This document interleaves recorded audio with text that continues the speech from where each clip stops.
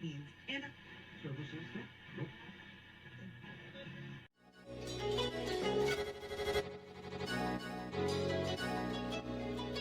let's go. He wants to jump 1,000 cars. Sir, you have 1,000 cars. I don't think I'd attempt to try this stunt. Or we owe this horsepower to Uncle Sam. Too many cars. Car. You know, roses would be... Like I put my beer belly on it. If you can't immediately tell somebody how many cars you have. You'll really give those uppity yuppies something to think about. Stay on the bar. Don't go off the bar with your Bronco. 1980 Volvo horns, what's right? Yeah. I want the man's coolant. And he's like, oh, I thought it'd be small. It's for a small car. And I'm like, yeah, but it's still an automatic transmission. They're never going to be light. It's definitely going to have to crash. Starting off with Brad buying another car. That's the West. Internet. You know, is this a Nigerian oil print? I also wish you drove a tan Camry. Anyways, Anyway, that's a horrible, very horrible podcast content. very Talking about a picture. inside joke. It loves to be driven hard. Welcome to another episode of Auto Off Topic. How are you, Brad? Pretty good, Andrew. Pretty good. So we were actually we did miss a week. I was traveling for work, but I've got rental car content. Oh, beautiful. I did not get a Rogue, the official unofficial rental car of Auto Off Topic. I rented. There was much disappointment. Yeah, I rented a. What's the Volvo full EV? XC40 or something? Sure. XC40 recharge. You rented it. You're supposed to know. Well, that's what I rented, but I got or similared, and I ended up with a Kia Niro. XC40 is a hybrid. Yeah. It had like 1,800 miles on it when I picked it up, almost 1,900. So it must have been like brand new. Must have been like a 2025 or something. Full EV. I had to drive it from Pittsburgh to West Virginia, where my work's new factory is. But it's that little peninsula of West Virginia between Ohio and Pennsylvania. So not really that far, actually. And overall, for those of us that are geographically challenged, how many miles is that? It's like, let's see, it was only 30 minutes from Pittsburgh Airport. Oh, so it's not far at all. No, I think I put like overall maybe 150 miles in the car. Okay, so you didn't drive it much. No, but I really liked it.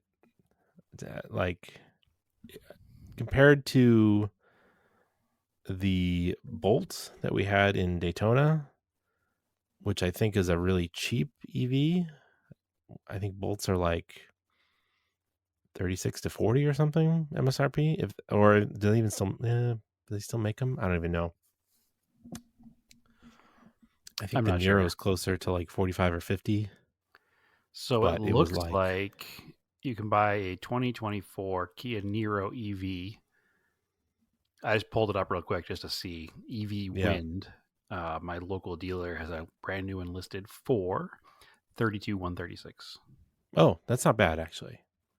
It says MSRP $43,000 though, so I think you're correct. I don't know why it's so cheap, but maybe they think they can't sell it. I don't know. It had a really nice screen, Apple CarPlay, like fully digital dash. It was quiet. It had that's the thing. So there's no dumb CV yo-yo effect. It had plenty of get up and go. Well, that's what I talk about with the hybrid cars with a CVT. The hybrid driveline kind of masks the fact there's a CVT in there. Yeah. At least my Camry does, and our Maverick does. Yeah. And the other thing too, I drove it at normal speeds, like speed limits all around, and it didn't immediately cut the range in half. Like I felt like the Bolt was like, oh, you have 150 miles? You can go 150 100. miles. Nope, now you can go 20 miles. What? Yeah, it was weird. This thing like held its mileage, and like with a full charge, it was like 280 miles, which is plenty. That's like a car with a 10-gallon gas tank, really. Okay, interesting. MSRP 43 grand. Courtesy dealer discount 2,300. Kia customer cash for purchasing an EV 6,500. Wow. Price 32 grand. I would, if I needed a commuter car. Is that the government number, or is that something else? I think that's something else. I don't think that's government rebate. I would buy one for sitting in traffic and driving to the city. Super comfortable car. Oh, my local dealer has 3 in the low 30s. One of them's a really cool blue color. So if you want to come, you're going to be here soon. You can drive one home.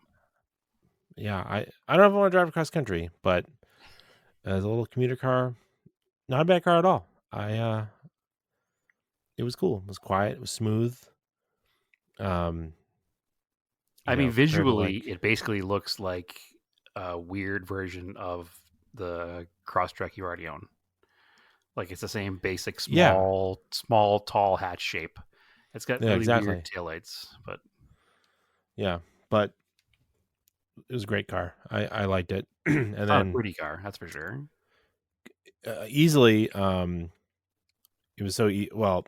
I have a leg up because we have like 25 chargers at the factory. So, well, I mean, you work at a battery factory pretty much. So, yeah. So I got to charge it there the entire time. There wasn't really a lot of chargers around. I didn't have to deal. That was the thing. That's probably why I liked it so much. I didn't have to deal with any apps to like find chargers. I just plugged it in and charged it. Yeah. If the Bolt had better charging when we were there, we would have hated it less, because what we mostly hated about it was the charging. Yeah.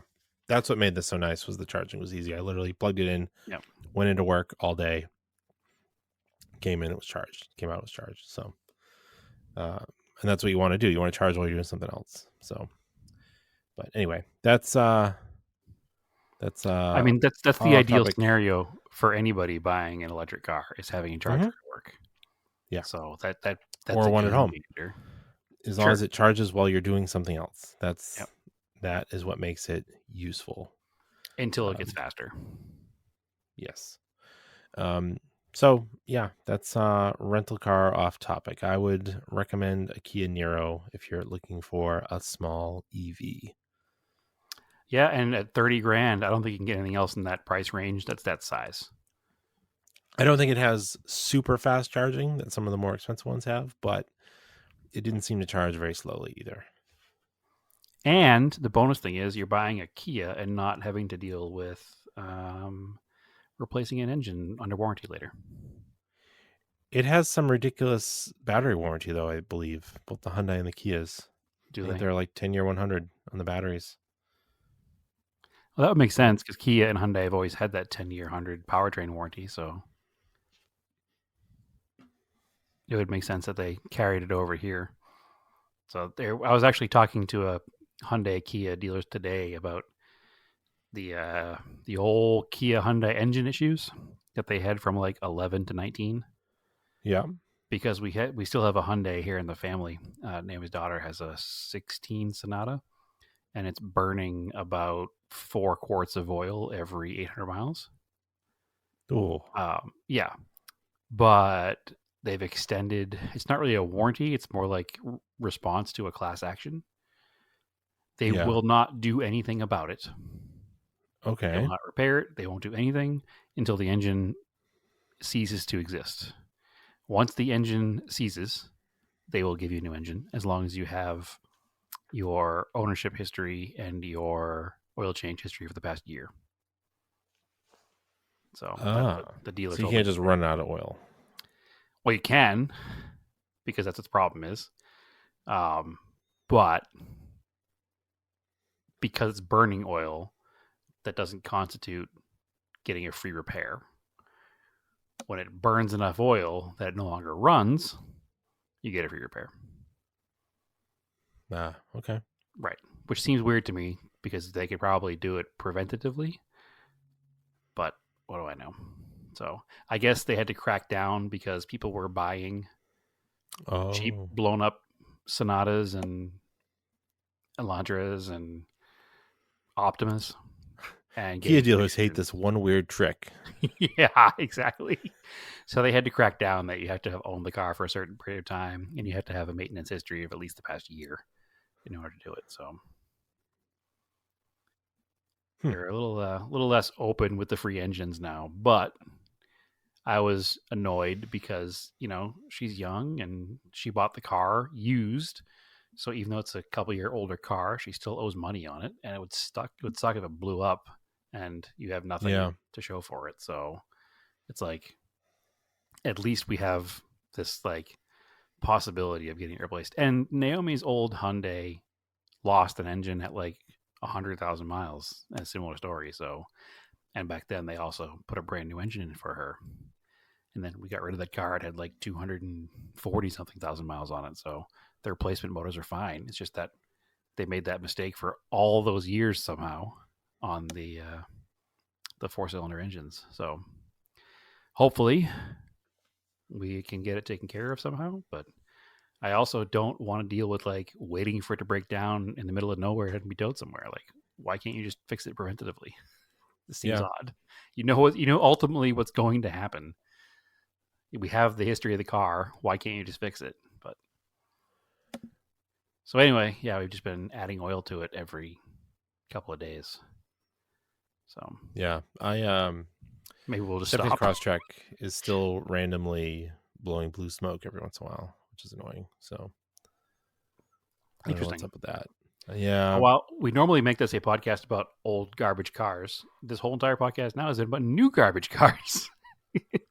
Well, that's a frustrating thing because that car has less than 70,000 miles on it. Yeah. And it's blowing blue smoke. And you're like, but Andrew, it's a Subaru. That's what they do, I guess. Yeah. But I've had other Subarus wrap go a on lot cold longer. Start. They wrap on cold start and they blow blue smoke. Yeah. So is it actually burning oil? Like, you noticing a drop in the oil? It's like oil. It does use oil. Yeah. I have to check. But also like Subaru, it's just normal. It uses a little more than it used to, but I don't know. I think I read a couple posts. Maybe it's PCV. I gotta order one. Try changing it. It could be clogged. Not quite ready to get rid of the car, but it's certainly, something like that Kia, like a Kia EV is definitely on the list of things to look at to replace it. And again, it's like to the casual observer, it's basically the same car. To a non-car person, they'll look at it and be like, "Oh, they have the same car." It's just like I don't have to. Like I have daily. I don't want to do anything to it. It's annoying. Yeah. No, I get it. And that Subaru has been fairly trouble-free. Like I haven't really had any problems with it at all. So I expect to do like regular maintenance items, which I guess maybe a PCV valve is, but I wouldn't expect the engine to let go with less than 100,000 miles on it. If a PCV solves the problem, then you owe Subaru an apology, because that is definitely a maintenance item. Sure, I do. I don't know when it's due, but I don't think it's due at 60 because it wasn't in the book. Yeah, the only due at 60 was the plugs, and I did those, and they were not oily and weird. So, but anyway, jinx. Yeah. We can do some scale autocast, I guess. Let's get anything else. Well, I have Project Garage updates. Oh yeah, why don't we go? Let's go with Project Car or Project Garage updates. Future Project Car space updates. I'm still not using the garage. It's still a big empty building in my backyard. Yep. But I now have the makings of electricity. It's not hooked into electricity. It's not hooked into power yet, but the entire building is wired. So nice. We have the outlets out all along the building. There are four banks of outlets across both the east and the west wall, and I think there's 5 banks of outlets across the back wall, and then there's 2 across the front, 2 up high in the front, and 2 up high in the rear, as well as 2 220s in the garage. Nice. So it should be pretty much loaded for good. We're not doing the lifts right away, so we also had them install a couple of sockets up high, so they're way above like ceiling height, so that the lift can be plugged in up high and out of the way. And Are then the lifts 110? so lifts I think come a in lot both more. 110 and 220. Oh, It depends on what lifts you're buying. So I have both a 220 and a 110 outlet set up high, so that depending on what lifts I wind up getting, nice. I can have them all set up. So probably what we'll do is run like a conduit hard line straight up and then a 90 over to the walls, and not just kind of like all hanging and floating around. There'll be like a nice hard line of conduit to kind of tie it all in, but that's where they're at now. So that's a bonus. But yeah, so everything should be good. We have low power lines going from the garage doors over to the man door on the side to the top right, like the pushes for the garage door openers. Yep. Outside lights on the front in between the two garage doors. I'm going to run a floodlight. And then there's a entry light next to the man door on the west wall. And a couple of external outlets. And everything's good. The city inspector came out and looked at it, and he gave us the A-OK. So next step is hopefully this week we get drywall done. And then once the drywall is done, the garage doors go in. And actually before the garage doors, we'll have the whole thing powered up. So, but they want us to do the drywall before we actually do the power. So, yeah. So that's good. You get 220 in the walls. So you can run a good compressor, or we can run a welder. Yeah, I have it set up so it's future proof. Whatever I do want to run, Yeah. The compressor I have now is a 110, so it's not necessary. But if I ever get a bigger one, then sure, it'd be great. But a welder was what I was thinking, and also I don't know what the lifts are going to be.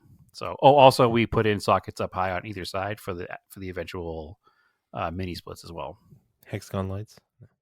All the hexagon lights. No, actually, it's a bank of 4 individual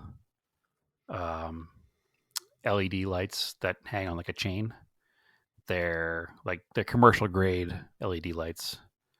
So they're very bright, very nice. Yeah, they're just like traditional fluorescent light shape, but they're LED now. No, they're round. They're like a, there's very specific that only you and people that know my dad's garage know. You know the big sodium lights in my dad's garage? Yeah. They'd be like that, but LEDs. Oh, weird. Yeah. But so they don't have a weird color cast though. No. They're good. They're good color cast. I think if I remember correctly, they have settings for color as well. Oh yeah. So nice. But they're not they're not like a permanent install. We didn't hardwire in the lights so that for any future changes, they're easy to change, but there's sockets up there to plug them directly into. So it'll be good. It's planned. Nice. It won't look janky. Nice. So, and then eventually I think I want to do lights along the sides for, workbench kind of lights, but that's what we have all the sockets for. So yeah, building's up. Did I talk about they fixed the shingles? No, you talked about how it was weird, and they were gonna come fix it. They fixed all the shingles. The guy who, the inspector for the actual garage company came out and was like, "Ugh, awful. Let's fix that." And we're like, "Yeah, we agree."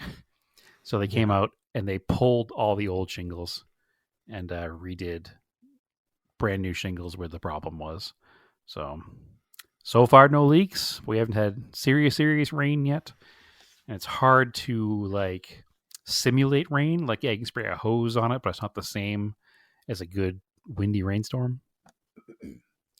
But so far, so good. No leaks yet. So let's hope they knocked it, because once I put drywall up, I'll be real mad if it leaks again. But nice. Yeah, so it's coming right along. Send money, please, because okay, yeah, buy him a coffee. Yeah. It's crazy how much things cost. Garage doors, apparently, if you don't go standard size, exponentially get very expensive. Oh yeah, very expensive. Oh yeah.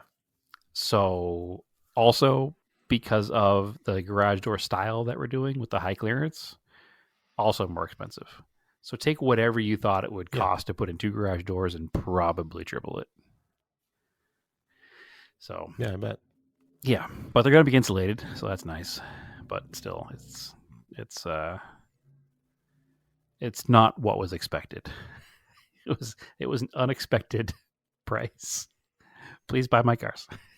Mm-hmm. In order to pay for this garage, I'm going to have no cars to put in it, but that's okay. We'll make it work. Yeah, and get more cars later. Future cars, yeah. Yeah, no, it's crazy how much things cost. I'm not going to sit here and talk numbers, but it's for a man who lives and dies by the $800 car, nothing in the garage has cost $800. So, no, it's been quite frustrating. So, but anyway, it is what it is. It's almost we're almost done. Not almost done paying, but we're almost done with the build. So the plan is hopefully to be able to use it by the end of mid to end next month. It should be a fully functional space that I can start loading up with stuff. Nice. Yeah, I've been collecting. I don't know. I'll stop short of calling it artwork, but I've been collecting stuff to hang on the walls for the past few years. Really, my entire life, but the past few years a little bit more so, knowing this was coming. So I'll have plenty of decorating to do, and we'll make it a nice space as well as a functional space. So it's 99% automotive themed wall hanging, obviously, but cool. We'll make it work. I took the Gallant over to Marblehead Cruisin'. Excellent. I thought it was going to be the last one of the season, but the weather's been pretty nice. They might try to sneak one more in for October. October is generally nice. Yeah, but the sun's starting to set pretty early, so it was setting around 7:30 last night. And then it only starts at like 6. So, but it's a cool spot. It's in the Devereaux Beach parking lot in Marblehead. It's a good mix of cars. It's like, I took Marco there, looked at some cars, and then there's a playground right there, so we can play in the playground. But yeah, I took the Gallant out. Been trying to drive that some more. Drives pretty nice. It really needed to be driven. And there's a Cars and Coffee in Linfield on Sunday. Oh, interesting. So, yeah, that's a new one. I tried to go to the last one. It was the day after Grid Life, but it was raining and there was only like 4 people there. So we'll give it another try Sunday morning. The my favorite events are Cars and Coffees the first few months they exist before they get huge. Yeah, really. And I mean that's pretty much my Sunday plan, and then I want to watch NASCAR at Watkins Glen because it's a playoff race. True. Oh! Before we get there, yeah, I attended for the first time in well over a decade a rallycross. Oh, okay. Yeah, obviously you and I used to rallycross all the time on the East Coast with the Rally Mirage, and I mean, it's probably almost a solid decade we did that, right? It was a long time. Yes. And we thoroughly enjoyed it. I came out here and I said, I'd love to try rallycross again. I don't have a car that currently is functional that I would take on a rallycross, but I'm working on that now. So, okay. Well, listen, nothing's happened with the Starion, so we're going to rallycross it because the course they use each and every month is actually definitely not a car breaker. It's super hard pack underneath really soft sand with no rocks to speak of whatsoever. So you can go out there and pretty much anything, and it's like driving on snow almost. Oh, that sounds fun. Yeah. I unfortunately, this past event was the last month where they were doing the Hot Summer Nights Rallycross, which is they were doing the event started after dark. So it adds an extra element to Rallycross that I've never been involved with, but it was super cool. Most people had, auxiliary lights mounted to the front of their cars or whatever. And it was just typical Rallycross crowd, just like the East Coast.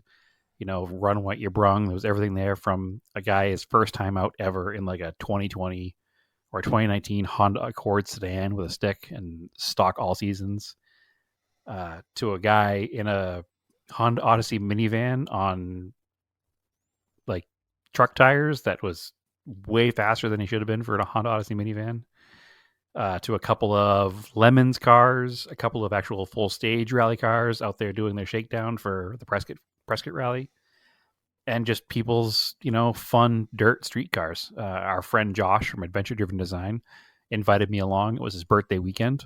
He was running his Galant VR4. Unfortunately, I didn't didn't sign up in time to like team drive with him or anything, but it was still cool to go up there. And the way they did it was he got there on Saturday. Saturday was set up. They did a test and tune before dark.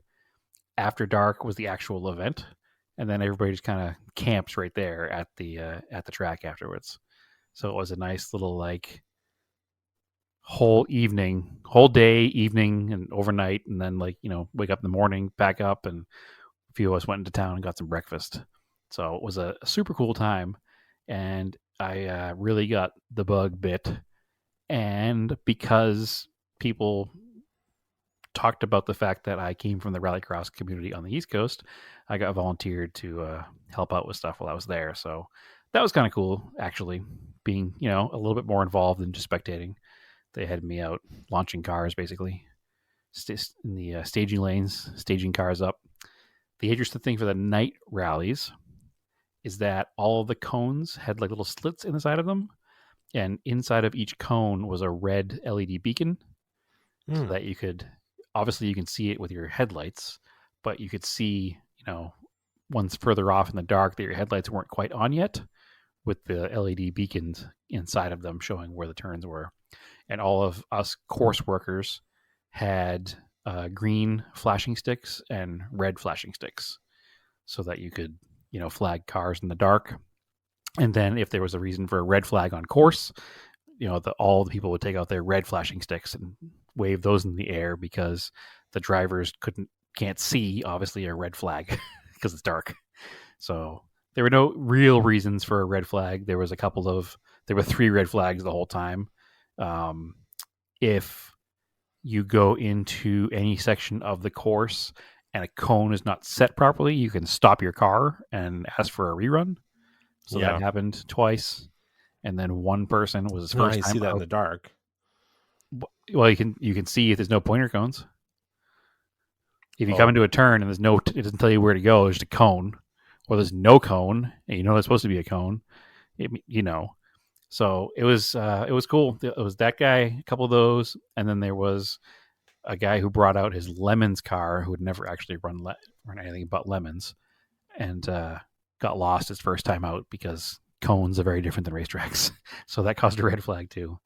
That was actually, he was super cool about it. At least he knew what happened, and he didn't do it again after his first time. So that was in the Trogdor E30. So it was neat though. It was very similar to the experience of Rallycross with NER.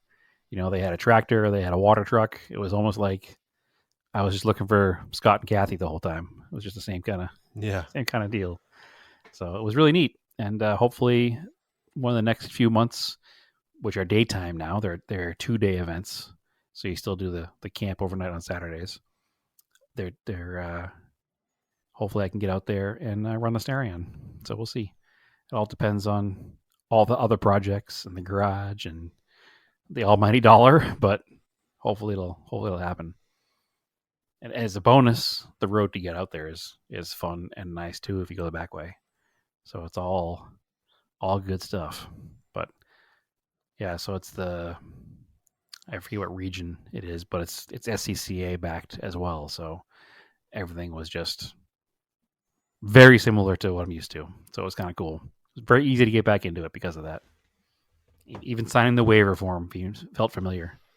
So, well, yeah, that reminds me. I went to the gravel trial up at Team O'Neill again on Labor Day weekend. So it was Sunday, and it was they started around noontime and they went into dark, which was kind of cool, so that people could actually get night stages in. So we all got dirt track nighttime stuff.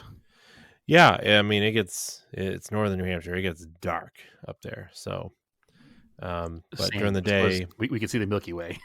Yeah, during the day we were volunteering, and I was just helping with ATC, so which is the time control before start. So they come in and get their ideal start time and everything. We write on their time cards and hand it back to them, and then they go off. So. If Rallycross had an ATC, that's what I was doing as well. I was the guy before the start. So, yep. And yeah, so that was cool.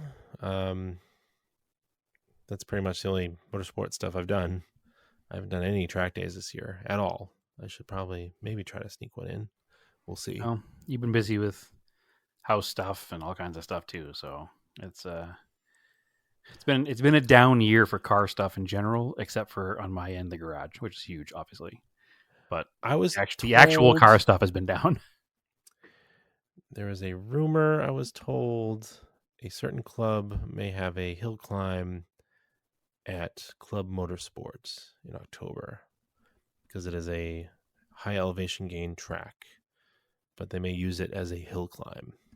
So just run one section of it? Yes. Interesting. Yeah, which would mean that I could do a hill climb pretty easily in the G20. Yep, because there's runoff. It's a racetrack. Just prove how much you need boost to go uphill.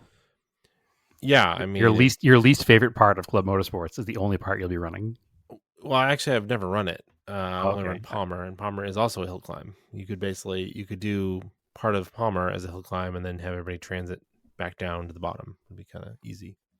Which would be cool too. They did that at Laguna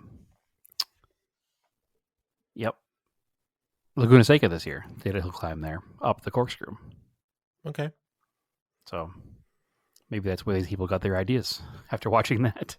Yep. So very cool. That sounds like fun. Hill climb's one of those things that neither of us ever actually did. We both talked about it, but never actually did it. Well, now being older, I would only do them in a fully caged car. Well, 15 years ago, we weren't older and we were dumb. So yeah, we talked about doing it in the Mirage all the time. We never actually. Even with breakout time, I wouldn't do it in a non-caged car. So it's one of my things that I'd like to do is build a cage car. I don't want to do it to the G20 because it's too nice. I'd like to find a car that I could cage. Probably something a little I've talked about before, something a little bit more new, maybe like a newer Golf or a newer Mustang, something that's like not super rare. You can easily get parts for, throw a cage in it, and do time attack and hill climbs. Because hill climb is basically a time attack from point A to point B. Yeah, it's a really short stage rally. Yeah, pretty much. But yeah, that's what I've done there. Then we've got professional motorsports. I missed the Darlington race because I don't know why. I thought because NBC had NASCAR, I thought all the NASCAR races were on Peacock because I was able to watch the Coke 400 on there. There's been like 2 races on Peacock. Yeah, it's apparently a limited thing, which is weird. Like I had the same show thought. all them and show them with the same ads that they would be on TV. Like, what are all these people that are trying to cut cords? Like, what do they watch it with? I don't understand. I had the same thought because I caught a race on Peacock early in the season, and then I missed a race, and I went to watch it, and I was like, oh, I'll just watch it on Peacock, and it wasn't there, and I was like, are you absolutely kidding me right now? So I could have told you that because I had the same experience earlier in the year, but some races will be on there. The whole all the IMSA races, what? Just show all the NASCAR ones. It does. So IMSA has 100% of their races on Peacock. That's part of their deal. So But it's going to be interesting next year because it's split between Fox, NBC, and then like Amazon and TNT. So we're going to have races all over the place. Nope. I mean, there already are all over the place this year, just less so. Yeah, that's the other thing. So now we're getting into like football seasons. Like I don't know if NBC does football. Is it just CBS and ABC that has football rights? I don't know. But there's also baseball on. So it's like, I think the last race was on USA. Yes. It's like, all right, just that would be handy if it was just on Peacock. I just know where to go for it. Thankfully, we still have cable here. And thankfully, my cable box recognizes just to record the newest NASCAR race. So yeah, mine does too. But whatever. I missed the Darlington race. I guess Chase Briscoe won. It was a pretty cool finish. I actually forgot to watch the recap. That's a short track, right? Shortish. Yeah. But this past week they went back to Atlanta. It's just shy of a mile and a half, I think. Okay. Yeah. So, this past week they went back to Atlanta, and which is a mile and a half. Yeah, which is a mile and a half, and it was another good race. It's interesting because Darlington I think is like just shy of 1.4, and Atlanta is 1.5, but Darlington seems to race like a short track, even though it's only a 10th shorter, whereas Atlanta races like Daytona. Yeah, it's weird. Like Michigan, like so fast. Yep. And I don't know, like it was a good race. I don't want to recap the whole thing, but yeah, like it's funny because most of the playoff guys were up front. I don't know what the Hamlin strategy was. That was kind of weird. Yeah, it was to save money and fuel, I guess, all day. I don't know. Yeah, it was like, I'm just going to run in the back. I'm afraid to wreck the car. And like I think he thought there was going to be a big wreck. Yes, he was racing. Front. He was racing for points. He did not. I listened. I listened to his podcast, and he said all he wanted to do was make sure he got 20 points on the day, and he'd be happy. He stayed in the back, so he had to start in the back because he changed his engine after qualifying because they had an engine problem. So because of that, he wasn't racing with his qualifying engine, so he had to go to the back of the pack. Once he was already in the back of the pack, he said, I don't want to try to mix it up mid-pack, mid-race, and get caught up in a big wreck. I'd rather hang out in the back until late, and then after the big wreck happens, all those cars will be gone, and I'll be able to, at minimum, finish in, 21st. But that big wreck never really came. There was never a big wreck. And he even said it, and I had the same thought, that there was almost a big wreck, and then the Walmart sign fell into the track, which is that's a NASCAR meme waiting to happen. Like, it was weird. Yeah, this caution brought to you by Walmart. The Walmart sign fell into the track right at like the peak of everybody starting to get absolutely insane. No, it was like with like 10 laps to go. Yeah, 3 wide, 4 wide, like 6 rows back. There was going to be a big one. That flag came out and it kind of slowed everybody down, got everybody back in line, and it never really got back to that intensity again afterwards. The craziest thing was Kyle Larson just taking a right turn into the wall by himself. Yeah. Real hard. And then it was like, you're like, oh my gosh. And like the wall moved. I'm surprised they didn't have to fix the wall. And like 32 minutes later, Chase Briscoe came and hit him in the back of the straightaway. I mean, you could see he was trying to slow it down, and he just he was surrounded by other cars, so he couldn't go up or down, and just was like, oh, this is happening.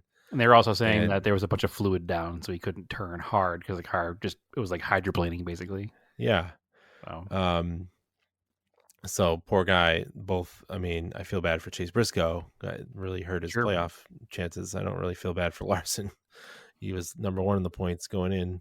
And he did it himself. Like, regardless of if it was mechanical failure or not, it is what it is. Like, yeah, he crashed. It was weird because, he like smashed in the wall, and then like all of a sudden they like pan back and he's out of the car already. I was like, oh, okay. That's cool. Yeah, he was out quick. So he was out quick. But yeah, that was like shocking. I was like watching it and I was like, whoa, like it was just like, yeah, I was just like, camera on it. What just happened? Because they it happened live on the camera. Like, it wasn't like they panned back trouble in the backstretch. It was like they were showing Larson when he wrecked, and it was just there's boom, right, no turn. reason for it. Yeah, it's like left, right. Oops, wrong way. So yeah, it was wild, but it was a good race. It was very entertaining to watch. Joey Logano won, so Marco was happy. I thought Suarez, and I thought he got that push from Chastain. He was going to go pull out in the front there. Yep, but real close. Finished second. Yeah, Logano had a fast car. My son was happy. He watched it. He finally got to see him win a race. Yeah. That's good for Suarez, too, because he's in the playoffs. So good points. Yeah. Finishing in second. And considering he started in 30th, that's a good result for the day. And there was some, the 2311 cars were doing decent, too.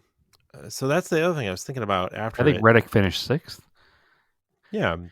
I was thinking about it afterwards. You had 2311. Tyler Reddick won the regular season championship. That team is what, 4 years old? 5, I think, but still 4 or 5 years old. Yep, new team.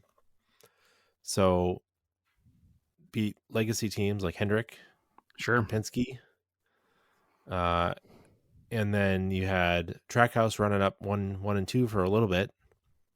They're like 4 years old. Yep, against Hendrick, the Penskes. Like, that's pretty cool. Yeah, absolutely.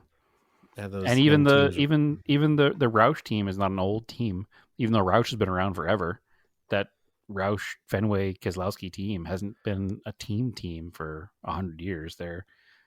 I think they're at least 15 years. But still, they're not a legacy team. No. They're a modern era team that's mixing it up with the big teams. So, of course, financially, I mean, it's Roush and Fenway, and financially, they're all huge dollar teams. Like, 2311 is, the world's richest athlete, and Denny Hamlin, the world's richest NASCAR driver. So it's not like they're hurting for money, but it is neat that they've come from nothing as far as talent and experience. And, yeah, it's really cool. It's like taking an expansion team to the championship. Yeah, that's a good explanation. Like, his brand new team just entered the NBA and they're winning a championship in their 4th or 5th year. That's unheard of. So yeah, no, that's cool.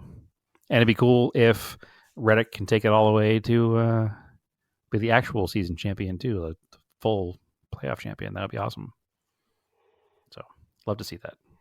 And then that would be huge depending on their contract negotiations next year too, because 2311 hasn't signed their new charter yet. Yeah, that's wild. But yeah, I don't know enough to talk about that, but I don't know either. I just know it seems like, NASCAR is a difficult sanctioning body, and, maybe they're not profit sharing enough as they should. But, well, that's what the big complaint is, that the smaller teams, none of those teams we just mentioned, but like the lesser known drivers. Yeah, the lesser known drivers, a lot of them lose money on any given weekend. Yeah. So that you shouldn't lose money to participate in the sport. No. So that's obviously bad. And it's not good for your sport overall, especially trying to get in smaller teams and new drivers. If the driver's going to not make any money or lose money, then you can only do it for the passion for so long. Mm-hmm. So, and a driver shouldn't be driving for the passion of the sport. But they should be. But they shouldn't only be doing that when the guy finishing first has, $50 million sitting in a bank account. So something's wrong there, somewhere in there. So this weekend, they're at Watkins Glen. It's a playoff race, which is pretty cool. Suarez is good at road courses. You've got SVG is running. Yep. So he's running both days. So that's a good reason to watch the Xfinity race on Saturday. The Atlanta Xfinity race, also amazing. Oh, okay. Watch the recap if you haven't seen it. I haven't seen it. I'll check it out. I heard it was pretty good, yeah. So yeah, that should be cool this weekend. I don't think there's any IMSA stuff really coming up. It's weird. They are running at Indianapolis, and then there's also the WC, which is running a different race, the 8 Hours of Indy. So I thought that was interesting that you've got two different endurance series running at Indy soon. But you've got the big news about NASCAR at Watkins Glen. Juan Pablo Montoya will be there. He'll be running? Yeah. Oh, that's right. He's got a 2311 car. Like they have a he's special seat running the SVG car that they ran at Chicago, right? Well, no, right? That was SVG Trackhouse. ran That was for Trackhouse. Never mind. Trackhouse. Yep, scratch That was that. Project 91, they called it. Yeah, they're allowed, I think, when teams want to, they can somehow figure out special seats for drivers, right? Yep. So, or rides, what do you want to call it? It'll be cool to see Juan Pablo Montoya back out there again. He's running NASCAR. Yeah, that will be cool. So. Yeah, there's gonna be a lot. I mean, you get AJ Allmendinger. Yep. It's good on the road course. There's a lot of dark horses on the road course that can really McDonald, yeah, screw things up, and a lot of them are non-playoff drivers. So, but then you've got William Byron is also good on road courses, and he won last year there. And Chase Elliott is good on the road course, and Kyle Larson is very good on the road course. So it's like, yeah, it should be a really good race. There's quite a few guys that have gotten a lot better at road courses and are very good at road courses. Yep, and there's a new tire that's supposed to have more fall off than before too. Okay. So tire strategy is also supposed to be a huge thing this coming weekend. So it should be very entertaining to watch. Yeah, so definitely cool. I don't know. I should be back. I should be back from my secret project on Saturday in time to watch that race on Sunday. So. Yeah, well, we've talked about it here before, but that happens Saturday. The great truck exchange happens Saturday. Oh, okay. Yeah. Scale Autocast stuff, right? What do you got? Sure. Anything? What do I got? I don't have. I literally, Andrew. No, I got nothing. No new diecast or anything? I've got some new diecasts. Dude, I do not have new diecasts. Nothing we're talking about. I bought the new Hot Wheels Maverick, but that's not had to buy that, being a Maverick household, even though it's a modified car. But no, I haven't even bought a new diecast. I ordered some parts for my 1/24th scale Pajero RC truck, but that's all I've done. So, yeah, I went deeper in the RC hole. I went real nostalgic with an old Tamiya re-release of a Tamiya buggy, and I bought a 1/10 scale Wild One. Very cool vehicle. Yeah, it's, I guess, it's the same thing as the Fast Attack thing they had back in the 80s. Yep. Which was like a military style. It's a Fast Attack minus the gun on the roof. Yeah, this is just more of a Baja 1000 type buggy. Yep. I don't know much about these, but I think this buggy style was like really popular in off-road racing in the 70s and 80s probably. Yeah, it was huge. It was not even like, it was mainstream. Like, you didn't see them, in the East Coast where we grew up, but out here in Phoenix, people drove them on the street. Yeah. You still occasionally during the nice weather will see a guy driving a Baja style buggy like that in the street. And honestly, those kinds of buggies still are being built today. They're just not Volkswagen powered anymore. They have like twin turbo LS motors hanging out the back of them. Yeah. So, and they're not like, it's different. It's not the same as a sandrail. Is it? It's very similar to a sandrail. Yeah, but it's not the same. The biggest difference is going to be the suspension. Yeah. So, but the actual like tubing portion of the vehicle, like the I don't call it a body structure, but like it's like an exoskeleton kind of vehicle, is pretty much a sandrail. So, but what I like about this kit, right, is I could just buy a buggy kit. It's just like has a funky little body on it. Doesn't look that cool. To me, it doesn't look that cool. It's like, and if I was going to go do off-road racing, like at a track, like the track you talked about in Phoenix, then that's probably what I'd want to get. I'd buy a modern one, right? Sure. But I'm just want to rip it around my driveway. I want it to look, it's cooler to me that it looks scale and vintage. Oh, 100%. I'm not interested in the ultimate performance. I just like the way it looks. No, 100%. I've always been that way with RC cars. That's the reason I started getting back into RC cars, because of these, quote unquote crawler trucks, because they look like scale versions of trail trucks that I would drive in real life. The crawlers are what brought me back in. Yeah, because me too. It was like they're very scale looking. It's slower. It's actually sometimes more fun to just like crawl over stuff. The suspension they tried to make like the actual truck, so it actually works the same way when you're going off road. It's pretty cool. Yeah, no, that's 100% what got me back in, for sure. Yeah. That's why I've ADHD me. I bought a kit like 7 or 8, 9, 10 years ago, and never finished it. It's in the closet, and that was a 1/14th scale Toyota off-road pickup. And then I bought a 1/32nd scale because it came with a Montero body, and I was like, I'll build that, and that got put in the closet.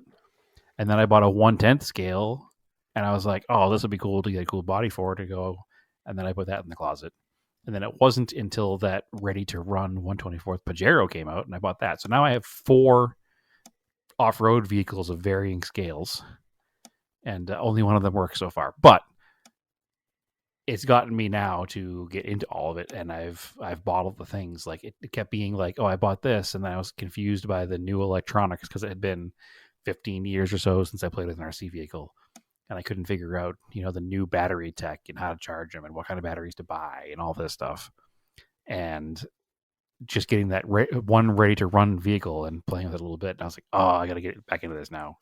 So far, I've funny. Built one of the scale trucks in the closet. That's pretty much done. The bodywork's not done, but the chassis runs. So I'm getting somewhere.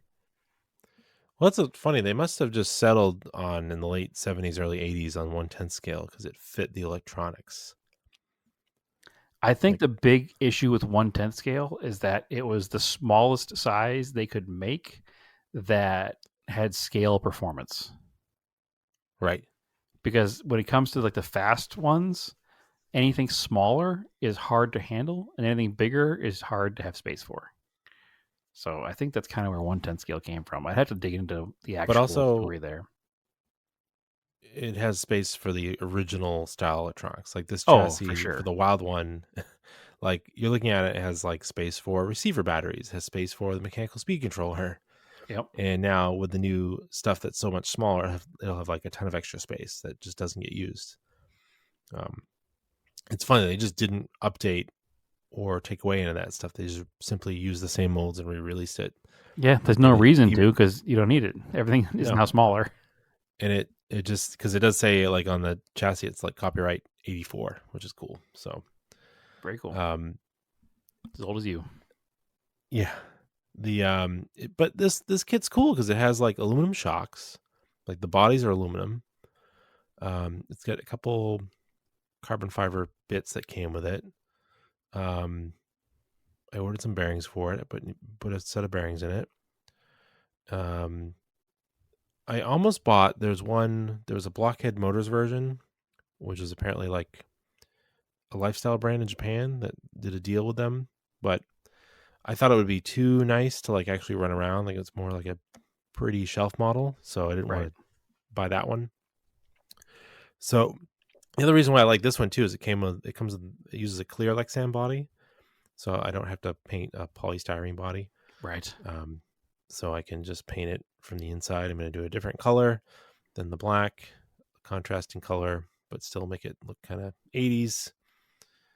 And it should be pretty fun because I noticed that my driveway is a little bit rougher, almost a little too rough for the rally car, but using the Piero truck out there, it like didn't get all beat up driving around because it had high enough ground clearance. Just enough clearance. Yeah. And the other thing I ordered it came with a standard 540, and the rally car kit you got me came with the torque tuned 540. So I ordered one of those because it was like $17. So cheap for RC stuff. Is apparently inflation resistant because none of it has gone up since we were kids. But it's like I don't need the super fastest motor possible. It's like plenty quick to buy that motor. I forget what it said the turns were. Maybe it's like an 18 turn motor or something. Like it's not a big deal. And it works with obviously it came with another kit that came with the same ESC, so it works with that. And with the bearings, the thing will be really fast. Yeah, I don't know exactly what Blockhead Motors is, but I saw that same kit because after you bought it, I was looking at it, of course. I'm not going to buy it, but I was looking at it, and I saw the Blockhead version of it. And I went and I followed their it's cool looking Instagram page. They're just like an RC customizing service. That Yeah. has a really neat Instagram page. So yeah, it's cool aesthetic. You can buy just some decals. I was going to buy one of their decal sheets because it just looks the part. I can put a couple cool little decals on it. Well, all the 80s Tamiya kits all had like phrases and weird things on the back spoiler. Yeah. So that makes sense along with that aesthetic. The decals and stuff they have all fit that aesthetic. Like I remember the grasshopper on the back spoiler said, "I'm hopping mad." So just weird stuff like that. You had the grasshopper? The grasshopper did, yeah. What was the one that you had? Was grasshopper or the Grasshopper. frog? So I had a grasshopper. My dad had the frog. Okay. I actually technically had a grasshopper 2. Okay. So I had a grasshopper 2 and my dad had a frog. Oh. The frog is a little earlier of a vehicle and it has the aluminum rear case for the gearbox, whereas the grasshopper is all plastic. I think the grasshopper has similar shares with the pumpkin and this Piero. Like it's similar rear gearbox. It might be the same tub. Yeah. So, anyway, good stuff. But again, it's super cool that Tamiya just like we'll just keeps making the same stuff. They make new stuff that's really awesome too, but they also know that the vintage stuff is cool and people enjoy it. So yeah, and people love it because they're not buying the Tamiya stuff to be the fastest. They're buying it to be the nostalgic. I don't have a tractor racing on here. I just want to drive around my yard and it looks cool. It looks nostalgic. Right. And it just has a... I keep looking at possibly buying RC kits all the time now and trying not to. Because the newer, some of the newer stuff just doesn't appeal to me too much. Like the performance is cool, but it just doesn't look very cool. Because I don't know. Maybe it looks cool to young people. It doesn't look cool to me. Like, I don't know. The boat I got looks, it's all right. It performs really cool, but like it's not as cool as the original Traxxas Villain that looks like an 80s Chaparral boat. Right. But I mean, that could just be the 40-year-old man here talking. Well, you're building your son into an RC car guy now, so we'll see what his taste has when he's a little older and can start learning about this stuff. Like definitely the generic Chinese stuff just doesn't have a very good look to it at all. Yeah, it never has. Didn't we were kids either. Yeah. You know, there was the generic Chinese stuff, and then there was like Tyco. So, although those were kind of cool. So that's what I'm saying. There was generic Chinese, and then there was Tyco before you got to like the hobby stuff or the Nikon. Tyco and Nikon. There was just the stepping. I had to look up between. Just to remember what it looked like. I looked up the Big Bubba monster truck. Yep, it was pretty cool looking. It was very cool. We both had one. It was a very cool truck. I think they were only 2-wheel drive, right? I think so, but they were cool. I don't remember. I don't remember either. But that was a stepping stone that got us into hobby grade RC stuff. Like I had that for a long time before I got my grasshopper. So, and here I am 30 plus years later getting back into it. I guess this is the cycle of life, right? I guess it is. Now I become an RC car guy for life. Yeah. Forever a child. Yeah. Well, anyway, I did put pictures of it on Scale Autocast. So, I don't know. Where can they find us, right? You can find us on Scale Autocast. Scale Autocast. They can find me at TSISS350. And they can find both of us. That's on Instagram. They can find both of us on Discord if you find us on Instagram. And grab yourself an invite. Yeah, we have a lot of cool chats about car stuff. People have some cool projects they update there. We've got an esports team. We're playing EA WRC, a lot of us. And a lot of us are pretty fast at it. I'm getting faster. I'm not as fast as some of the other people, but I'm getting better. That new wheel setup, believe it or not, I don't think it's a placebo. I think it did make me faster. Oh, there's no question. It's a higher quality product than the other one, so it should make you faster. I know I got to get rid of the old one. It's taking up space, but unfortunately, I don't think they're worth much. I'm going to throw it on Facebook Marketplace for like cheap. So if somebody wants a G920 with a base for like $150, let me know. That's freeing up some cash for more RC car parts. Yeah, and that's like a really good deal to come with a base. So yeah, the base alone is worth that. Anyway, yeah. So that's it. That's where we can find us. Where can they find you though, Andrew? Right? Oh, at Instagram and Threads at Raised in Anger. And I've been putting up. I got film back from Grid Life. I've been putting that on my Instagram and sharing it to Auto Off Topic. And I've been putting pictures of this wild one up on Scale Autocast and sharing it to Auto Off Topic and Threads, and it's all over the place. So you can go check it out. Excellent. Maybe I should take pictures of my RC stuff and share it too. I have not been. So yeah. All right. As always, keep your cars analog and aim for the roses.